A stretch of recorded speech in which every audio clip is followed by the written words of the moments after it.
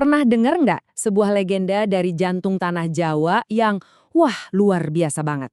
Sampai sekarang pun masih diceritain terus. Dan ini bukan sekedar dongeng loh. Ini kisah tentang kekuatan batin. Kekuatan yang bisa menaklukkan alam yang paling liar sekalipun. Yuk kita dalemin sama-sama kisah Ki Ageng Selo, sang penangkap petir. Coba deh bayangin sejenak, kita lagi ada di Jawa kuno. Langit tiba-tiba gelap, gemuruh, terus jedar, kilat yang bernyamber. Apa yang orang lakuin? Ya lari, cari perlindungan, sembunyi. Soalnya buat mereka, petir itu bukan cuma fenomena alam biasa. Itu tuh kayak amarah langit. Kekuatan gaib yang nggak bisa ditebak apalagi dilawan. Ya begitulah keadaannya saat itu. Tapi ada yang aneh. Di saat semua orang meringkuk ketakutan, ada satu orang, cuma satu. Dia malah berdiri tegak di tengah sawah. Nggak lari, nggak sembunyi. Dia natap langit yang lagi ngamuk itu, bukan dengan rasa takut, tapi tenang banget. Ketenangan yang absolut. Oke, biar lebih kebayang, kita lihat dulu konteksnya ya. Lokasinya itu di sebuah daerah bernama Selo. Nah, buat orang-orang di sana, badai petir itu bukan cuma sekedar, wah, cuaca lagi jelek nih, bukan. Itu tuh teror, beneran. Kayak pertunjukan kekuatannya langit yang bisa dalam sekejap menghanguskan apa aja. Terus siapa sih orang nekat ini? Ya, ini dia, Ki Ageng Selo. Dan beliau ini jelas bukan orang biasa. Ki Ageng Selo itu dikenal sebagai pertapa sakti yang menguasai ilmu batin dan juga ilmu fisik yang kita kenal sebagai Kanuragan. Kerennya lagi, beliau ini adalah leluhur dari Raja-Raja Besar Mataram.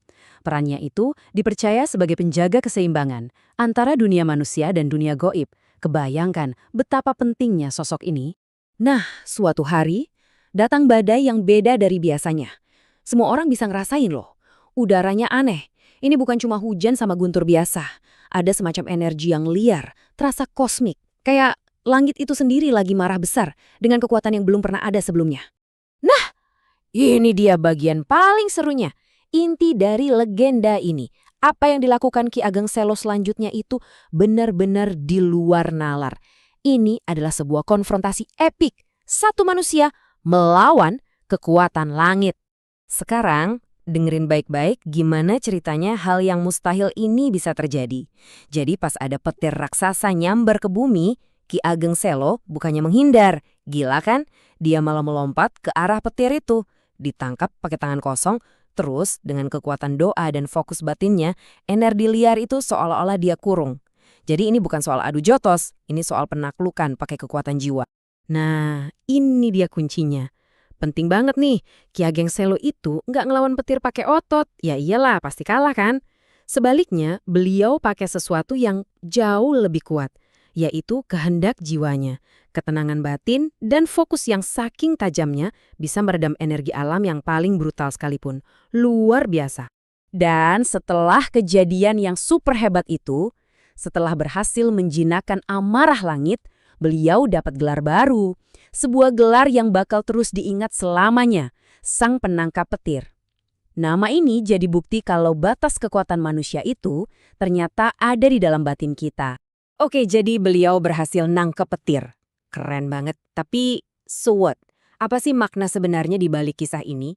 Yuk kita coba lihat warisan sejati dari Ki Ageng Selo. Soalnya ini tuh lebih dari sekedar cerita kesaktian. Nah, di sini nih kita nemuin filosofi utamanya. Apa yang dilakuin Ki Ageng Selo itu ngajarin kita cara pandang yang baru, bahwa kekuatan alam yang dahsyat kayak petir itu sebenarnya bukan musuh, bukan sesuatu yang harus ditakuti atau dilawan mati-matian, tapi sebuah kekuatan yang justru harus kita pahami dan kita hormati. Perbandingan ini ngejelasin semuanya dengan gamblang. Coba lihat, di satu sisi ada kekuatan otot. Itu kan sifatnya reaktif ya, lawan kekuatan ya pakai kekuatan lagi. Hasilnya kemenangan sementara doang. Tapi di sisi lain ada kekuatan jiwa, kayak yang ditunjukin Ki Ageng Selo. Dia nggak melawan, tapi mencoba memahami. Nggak panik, malah menciptakan ketenangan. Tujuannya bukan buat ngancurin, tapi buat menyeimbangkan. Nah, itulah penguasaan yang sejati. Dan dampaknya katanya sih beneran terasa. Konon, badai di daerah Selo jadi lebih tenang setelah kejadian itu. Tapi warisan terbesarnya itu yang abadi. Kisahnya diwariskan turun-temurun, jadi pusaka lisan. Terus, mengukuhkan posisi beliau sebagai leluhur para raja. Dan yang paling penting, beliau jadi simbol keseimbangan dan penguasaan diri dalam budaya Jawa. Keren banget ya kalimat penutupnya, kuat banget maknanya. Ini seolah-olah bilang kalau legenda ini bakal relevan terus. Selama langit masih bergemuruh, selama alam masih nunjukin kekuatannya, kisah ini akan selalu ada. Untuk ngingetin kita semua, kalau ada kekuatan yang jauh lebih besar yang tersembunyi di dalam diri kita masing-masing. Dan ini membawa kita ke sebuah pertanyaan buat diri kita sendiri. Coba deh kita renungkan. Dalam hidup kita sekarang, kita semua pasti punya petirnya masing-masing kan? Mungkin itu masalah kerjaan, konflik sama orang lain, atau ya kekacauan dalam diri sendiri. Pertanyaannya, petir mana nih dalam hidup Anda yang selama ini Anda coba lawan pakai otot, pakai emosi, padahal sebenarnya yang dia butuhkan